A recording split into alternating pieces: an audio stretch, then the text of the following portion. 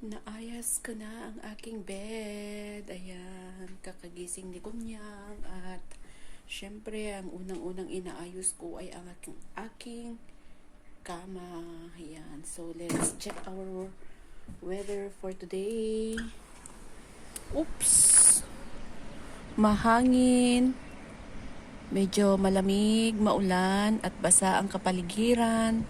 No wonder na medyo basa din ang ating flooring. Nararamdaman mo yan the way na yung tsinelas mo.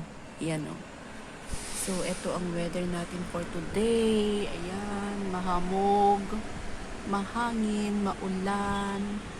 Hindi naman siya maulan as in, parang nagdi-drizzle-drizzle siya. Ayan. Kaya wetty-wetty. Wetty ang atmosphere.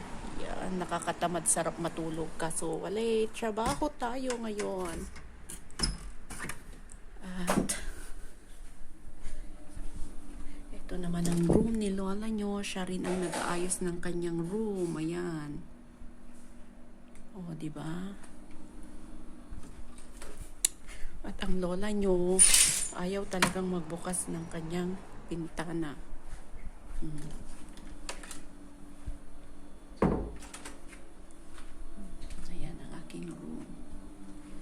At ito naman ang sala ni Lola nyo. Ayun, swinitch ko na yung humidifier at nadidinig mo talaga yung drips ng water.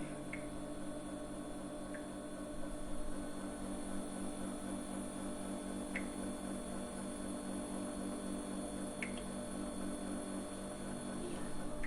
So, asan na si Lola natin?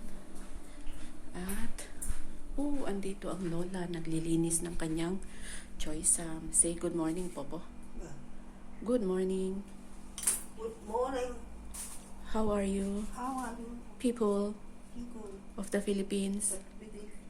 Philippines.